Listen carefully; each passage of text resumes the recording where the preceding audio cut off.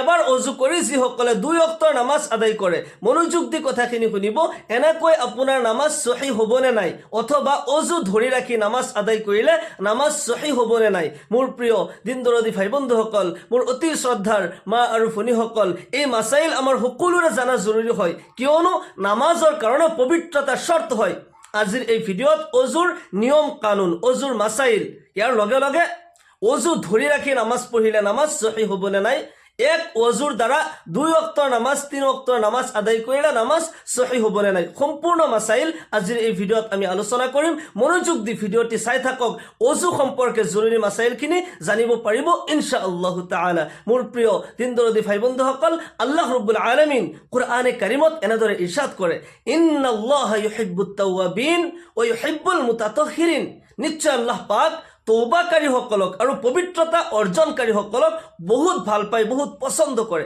ইন্নাল্লাহা ইউহিব্বুত তাওয়াবিন যিসকলে তওবা কৰে গুনাহ কৰাৰ পিছত লগে লগে মনত পৰি যায় আল্লাহ মই তো ভুল কৰিছো মই ক্ষমা প্ৰাৰ্থনা কৰো আল্লাহৰ ওচৰত তওবা কৰে আল্লাহ তাআলাই তেওঁলোকক ভাল পায় আৰু যিসকল এনি টাইম পবিত্ৰ হৈ থাকে পাক পবিত্ৰ হৈ থাকে আল্লাহ তাআলাই তেওঁলোকক ভাল পায় আল্লাহ তাআলাই লেতেৰাপন ভাল নাপায় এটা কথা সদায় মনত ৰাখিব মুমিনৰ পৰিচয় হৈছে পবিত্ৰতা মুমিন কেতিয়াও লেতেৰা হৈ নাথাকে লাগিলে চিঙা কাপোৰ থাকক কিন্তু পবিত্ৰ হৈ থাকিব পাক পবিত্ৰতা মুমিনৰ চিন হয় মুমিনৰ পৰিচয় হয় মুমিন এনি টাইম পবিত্ৰ হৈ থাকিব কিয়নো আমাৰ মালাকুল মউত কোন সময়ত হাজিৰ হৈ যায় কোনেও ক'ব নোৱাৰে যদি সেই সময়ত মই নাপাক হৈ থাকো খুদা নাখাস্তা নাপাক অৱস্থাত যদি মালাকুল মউত উপস্থিত হৈ যায় জান উলাই লয় সেই সময়ত কিন্তু কলিমা নসিব নহব মৃত্যুৰ সময়ত কলিমা নসিব হোৱাটো খুব ভাগ্যৰ কথা মান ক্বালা লা ইলাহা ইল্লাল্লাহ দাখালাল জান্নাহ যি ব্যক্তি মৃত্যুৰ সময়ত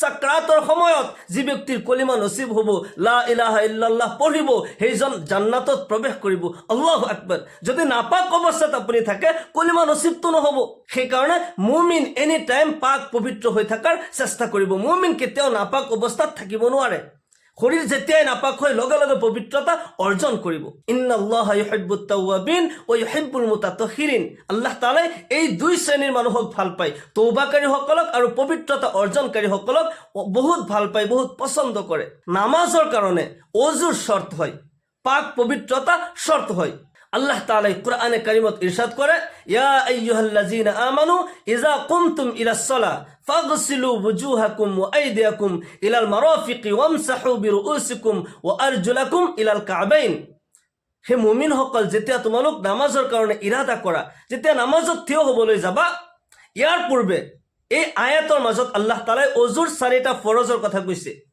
যেতিয়া নামাজৰ কাৰণে যোৱা তোমালোকৰ চেহাৰা মুখমণ্ডল ধুনীয়াকৈ ধুবা 2 হাত কিলাগুটিলৈকে ধুবা মাথা মাসাহ কৰিবা 2 ভৰি ধুবা আল্লাহ ৰাব্বুল আলামিন অজু কৰাৰ কথা কৈছে যেতিয়া নামাজৰ কাৰণে ইৰাদা কৰা যেতিয়া নামাজত থিয় হ'বা ইয়াৰ পূৰ্বে তোমালোকে ধুনীয়াকৈ অজু কৰি ল'বা আমি নবীৰ তৰিকা মতে আল্লাহ তাআলাৰ হুকুম আদায় কৰিব লাগিব আল্লাহ তাআলাই হুকুম কৰিছে তোমালোকে অজু কৰা কিন্তু কেনেকৈ কৰিব লাগিব হে আমাক ৰাসূল পাক সাল্লাল্লাহু আলাইহি সাল্লামে শিকাইছে যদি অজুৰ মাজত সুন্নত আদায় কৰি আমি অজু কৰো অজুৰ দ্বাৰাই কিন্তু জীৱনৰ সকলো গুনাহবোৰ মাফ হৈ যাব সুবহানাল্লাহি বিহামদি যেতিয়া আপুনি অজু কৰিব অজুৰ নিয়মখিনি মই প্ৰথমতে কৈ দিছো ইয়াৰ পিছত এই মাসাইলখিনি জৰুৰী মাসাইলখিনি আলোচনা কৰিম অজুৰ আৰম্ভণিত আপুনি মনত ৰাখিব ওখ ঠাইত বহি আপুনি অজু কৰিব যাতে অজুৰ ব্যৱহাৰ কৰা পানী শৰীৰত ছিটকি নপৰে ওখ ঠাইত এনেকুৱা ঠাইত বহি অজু কৰিব যাতে পানী আকৌ মায়ে মুস্তামল যেটো অজুৰ ব্যৱহাৰ হোৱা পানীটো মায়ে মুস্তামল বুলি কোৱা হয় ব্যৱহাৰ হোৱা পানী এই পানী যাতে ছিটকি গাত নপৰে এনেকুৱা ঠাইত বহি অজু কৰিব তাৰ পিছত অজুৰ আৰম্ভণিত বিসমিল্লাহ পঢ়িব বিসমিল্লাহিৰ ৰহমানিৰ ৰহিম পঢ়ি ল'ব যদি অজুৰ দুআটি জানে বিসমিল্লাহিল আলিয়্যিল আযীম ওয়ালহামদুলিল্লাহি আলা দীনিল ইসলাম আল ইসলামু হাক্কুন ওয়াল কুফরু বাতিলুন আল ইসলামু নূরুন আল কুফরু যুলমা যদি এই দুআটি পঢ়ে ভাল বহুত সওয়াব আছে যদি না জানে কমসে কম বিসমিল্লাহিৰ ৰহমানিৰ ৰহিম এইখিনি পঢ়ি অজু আৰম্ভ কৰিব আৰু প্ৰথমতে 2 হাতৰ কবজা প্ৰথমতে হু হাত তাৰ পিছত বাও হাত কবজালৈকে সুন্দৰকৈ ধুব ভালকৈ পৰিষ্কাৰ কৰি ভালকৈ ধুব খহি খহি পৰিষ্কাৰ কৰিব তাৰ পিছত মুখৰ ভিতৰত পানী দি 3 বাৰকৈ গৰগৰ কৰি কুলি কৰিব যদি ৰমজান মাহত ৰোজা অৱস্থাত হয় দিনত যদি অজু কৰি আছে তেতিয়া হলে ডিঙিৰ ভিতৰত পানী সোমাই দিব নালাগে কিয়নো ভিতৰত যোৱাৰ চান্স থাকে ৰমজানৰ বাহিৰে গড় গড় কৰি ডিঙিৰ ভিতৰত পানী সোমাই দি অজু কৰিব। 3বাৰকৈ গড় গড় কৰি কুলি কৰিব। কুলি কৰাৰ পিছত আকৌ 3বাৰকৈ নাকত পানী দিব। সোঁ হাতে পানী দি বাওঁ হাতৰ সৰু আঙুলিৰ দ্বাৰা নাকৰ ভিতৰত নৰম মাংস যলৈকে আছে নৰম মাংসলৈকে পানী পहुচাই দিব আৰু ভালকৈ নাক পৰিষ্কাৰ কৰিব। নাকত পানী দি নাক পৰিষ্কাৰ কৰাৰ পিছত সম্পূৰ্ণ মুখমণ্ডল ধৌত কৰিব।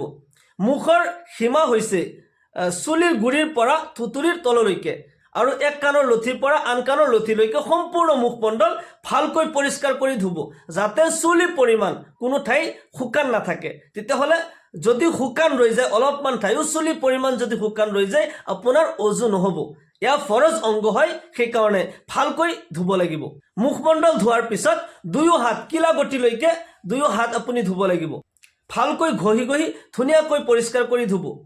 দুয়ো হাত ধোৱাৰ পিছত সম্পূৰ্ণ মূৰ মাছাহ কৰিব। সম্পূৰ্ণ মূৰ মাছাহ কৰাটো কিন্তু সুন্নত। 4 ভাগৰ এভাগ মাছাহ কৰাটো ফৰজ। যদি সুন্নত আদায় কৰে, আপোনাৰ ফৰজো আদায় হৈ গ'ল আৰু সুন্নত আদায় হোৱাৰ কাৰণে আপুনি সৱাব বেছি পাব। মাথা যেনেকৈ মাছাহ কৰিব লাগে এনেকৈ চাব।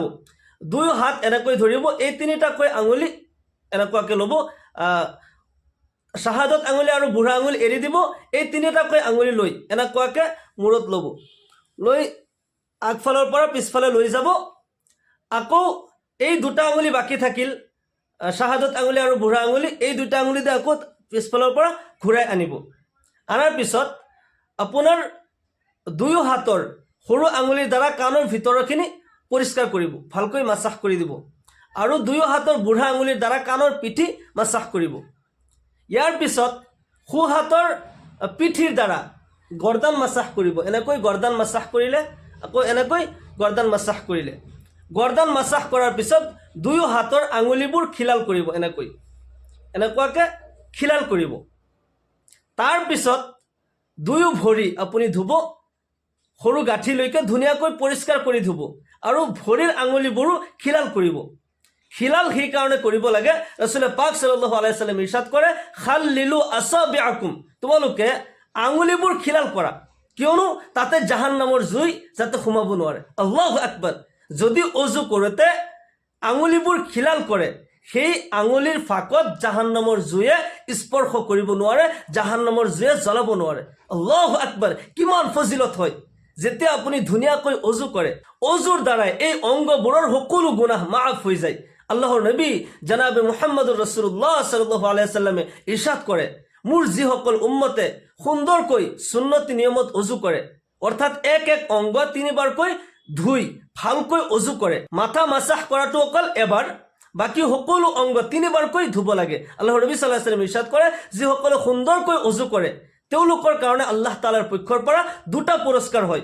এটা হৈছে যে অজুৰ সেই অংগৰ দ্বাৰা যিমান পাপ কৰিছিল, যিমান গুনাহ হৈছিল, অজুৰ পানীৰ লগে লগে খহি পৰি যায়, আল্লাহ তাআলাই মাফ কৰি দিয়ে। আল্লাহু আকবাৰ। 2য় নম্বৰ পুৰস্কাৰ হৈছে আল্লাহৰ নবী সাল্লাল্লাহু আলাইহি ওয়াসাল্লামে ইৰশাদ কৰে, সেইসকলৰ অজুৰ সেই অংগবোৰ কিয়ামতৰ দিনাখন নূৰৰ দৰে জিলিকি থাকিব। মই দূৰৰ পৰা দেখিলেই চিনি পাম যে সেইসকল মোৰ উম্মত হয়, মই শাফাআত কৰি আল্লাহৰ জান্নাতত প্ৰৱেশ কৰাই দিম। সুবহানাল্লাহি বিহামদি। কিমান ডাঙৰ ফজিলত হয় অজুৰ। আৰু ফায়দা এনেকুৱা, আজিৰ চাইণ্টিষ্টসকলে গৱেষণা কৰি যিখিনি তেওঁলোকে প্ৰকাশ কৰিছে, আল্লাহৰ নবী সাল্লাল্লাহু আলাইহি ওয়াসাল্লামে 1400 বছৰ আগত যি অজুৰ কথা কৈছিল, অজুৰ দ্বাৰা মানুহৰ যে ফায়দা আছে, আজিৰ চাইণ্টিষ্টসকলে প্ৰকাশ কৰিছে যে মানুহৰ শৰীৰৰ ভিতৰৰ পৰা কিছুমান গেছ হাত, ভৰি, চেহাৰা এইবোৰৰ দ্বাৰা ওলায়। যদি এজন মানুহে 5 বাৰকৈ এইখিনি পৰিষ্কাৰ কৰে, পানী লগাই ভালকৈ ধুয়ে, তেতিয়াহ'লে তেওঁৰ চেহাৰা সুন্দৰ হ'ব, বহুত বেমাৰ আজাৰৰ পৰা নিৰাপদে থাকিব পাৰিব। আল্লাহৰ নবী সাল্লাল্লাহু আলাইহি ওয়াসাল্লামে আমাক 1400 বছৰ আগতে এই অজু শিকাই দিছে। তুমি যদি সুন্দৰকৈ অজু কৰা, 5 ওয়াক্ত নামাজৰ সময়ত 5 বাৰ অজু কৰা, বহুত বেমাৰ আজাৰৰ পৰা নিৰাপদে থাকিব পাৰিব, আল্লাহ তাআলাই হিফাজত কৰি ৰাখিব। সেইকাৰণে আমি সুন্দৰকৈ অজু কৰিব লাগে। অজুৰ পিছত পশ্চিম আকাশৰ ফালে চাই শাহাদত আঙুলিৰে এনেকৈ ইশাৰা কৰি কলিমা শাহাদত পাঠ কৰিব লাগে, আশহাদু আল্লা ইলাহা ইল্লাল্লাহু ওয়াহদাহু লা শাৰীকা লাহু ওয়া আশহাদু আন্না মুহাম্মাদান আবদুহু ওয়া ৰাসূলুহু। অজুৰ পিছত আকাশৰ পিনে চাই কলিমা শাহাদত পাঠ কৰিলে আল্লাহৰ ৰাসূল সাল্লাল্লাহু আলাইহি ওয়াসাল্লাম ইৰশাদ কৰে, আল্লাহ তাআলাই সেই বান্দাৰ কাৰণে জান্নাতৰ সকলো দৰজা খুলি দিয়ে। সেই বান্দাই জান্নাতৰ যিকোনো দৰজা দি ইচ্ছা কৰিলে প্ৰৱেশ কৰিব পাৰিব। সুবহানাল্লাহি বিহামদি। সেইকাৰণে যেতিয়াই অজু কৰে অজুৰ পিছত আকাশৰ পিনে চাই কলিমা শাহাদত পাঠ কৰিবলৈ কেতিয়াও নাপাহৰিব। আৰু এটা আমল মই কৈ দিওঁ, যেতিয়াই অজু কৰে অজুৰ পিছত 2 ৰাকাত তাহিয়াতুল উজু নামাজ আদায় কৰিব। এই নামাজৰ ইমানেই ফজিলত হয়, এই নামাজ যদি আপুনি নিয়মিত আদায় কৰি থাকে জীৱনৰ সকলো গুনাহটো মাফ হ'বই, আল্লাহ তাআলাই সন্মান মৰ্যাদা বৃদ্ধি কৰি দিব। আল্লাহৰ ৰাসূল জনাবে মুহাম্মদুৰ ৰাসূলুল্লাহ সাল্লাল্লাহু আলাইহি ওয়াসাল্লাম যেতিয়া মেৰাজলৈ যায়, তেতিয়া মেৰাজত গৈ সিদৰাতুল মুনতাহাত কোনো এজন ব্যক্তিৰ খোজৰ আৱাজ পালে। নবী সাল্লাল্লাহু আলাইহি ওয়াসাল্লামে আগবাঢ়ি যায় আৰু সেই খোজৰ আৱাজ আৰু আগবাঢ়ি যায়, বহুতখিনি গৈও সেইজন ব্যক্তিক লগ নাপালে। কিন্তু নবী সাল্লাল্লাহু আলাইহি ওয়াসাল্লামে অনুমান কৰিব পাৰিছে যে হযৰতে বিলাল খোজকাঢ়ি গৈ আছে। সুবহানাল্লাহ। নবী সাল্লাল্লাহু আলাইহি ওয়াসাল্লাম মেৰাজৰ পৰা উভতি আহি হযৰতে বিলালক মাতিলে। হযৰত বিলাল ৰাদিয়াল্লাহু আনহু আল্লাহৰ নবী সাল্লাল্লাহু আলাইহি ওয়াসাল্লামৰ গোলাম হয়। মাতিলে, হে বিলাল তুমি কি আমল কৰা? হযৰতে বিলাল কান্দি দিলে, ইয়া ৰাসূলুল্লাহ মই গোলাম হয়, মইতো বহুত আমল কৰিব নোৱাৰো। নবী সাল্লাল্লাহু আলাইহি ওয়াসাল্লামে আকৌ প্ৰশ্ন কৰিলে, তুমি এনেকুৱা কি খাস আমল কৰা তুমি কোৱাচোন? হযৰতে বিলাল ৰাদিয়াল্লাহু আনহু কয়, মই যেতিয়াই অজু কৰো মই 2 ৰাকাত আদায় কৰো। সুবহানাল্লাহ। অৰ্থাৎ তাহিয়াতুল উজুৰ 2 ৰাকাত নামাজ মই সদায় পঢ়ো, যেতিয়াই অজু কৰো এই 2 ৰাকাত নামাজ মই পঢ়ি থাকো। আল্লাহৰ নবী জনাবে মুহাম্মদুৰ ৰাসূলুল্লাহ সাল্লাল্লাহু আলাইহি ওয়াসাল্লাম ইৰশাদ কৰে, হে বিলাল তুমি এই যে আমল কৰি থাকা, তাহিয়াতুল উজুৰ নামাজ আদায় কৰি থাকা, এই আমল আল্লাহ তাআলাই ইমানেই পছন্দ কৰিছে যে তুমি জমিনত খোজ কাঢ়া আৰু তোমাৰ আৱাজ সিদৰাতুল মুনতাহাত পোৱা যায়।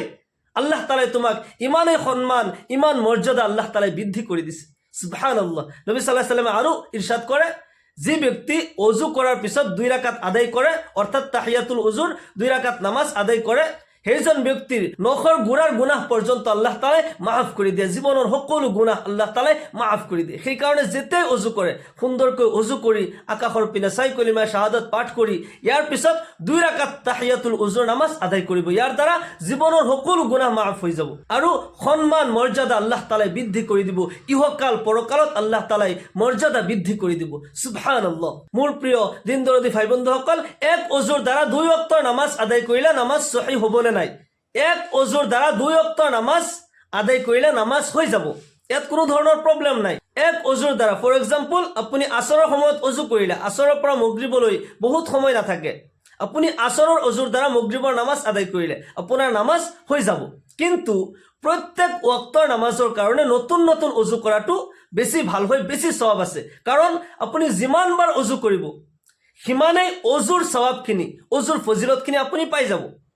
আৰু যদি ঠাণ্ডাৰ কাৰণে আপোনাৰ হয়তো কিবা সময় নাই, অসুবিধা, এক অজুৰ দ্বাৰা 2 ওয়াক্তৰ নামাজ আদায় কৰিছে, আপোনাৰ নামাজ হৈ যাব, কোনো অসুবিধা নাই। আল্লাহৰ নবী সাল্লাল্লাহু আলাইহি ওয়াসাল্লামে বহুত সময়ত এক অজুৰ দ্বাৰা একাধিক নামাজ পঢ়িছে, 2-3 ওয়াক্তৰ 4 ওয়াক্তৰ পৰ্যন্ত নামাজ নবী সাল্লাল্লাহু আলাইহি ওয়াসাল্লামে এক অজুৰ দ্বাৰা পঢ়িছে।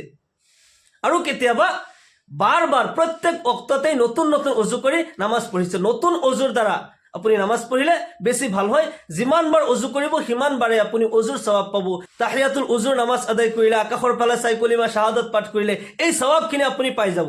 আৰু এটা মাসলা, যদি অজু ধৰি ৰাখি নামাজ আদায় কৰে, আপোনাৰ পেশাব লাগিছে কিন্তু আপুনি পেশাব কৰা নাই, বহুত তাকাজা হৈছে, এটা মাসলা হ'ল যদি বহুত তাকাজা হৈছে, আপোনাৰ ধ্যান বাৰ বাৰ সেইফালে যায়, আপোনাৰ পেশাবৰ তাকাজা হৈছে, পায়খানাৰ তাকাজা হৈছে, হাৱাৰ তাকাজা হৈছে, তেনেকুৱা হলে যদি বহুত তাকাজাও নহয়, বহুত কঠিন তাকাজা নহয়, আপুনি যদি পেশাব পায়খানা ৰখাই দিয়ে আপোনাৰ বহুত কষ্ট নহয়, বাৰ বাৰ সেইফালে ধ্যান নাযায়, তেতিয়াহ'লে এইফালে সময়ো গৈ আছে, নামাজটো পঢ়ি লওক।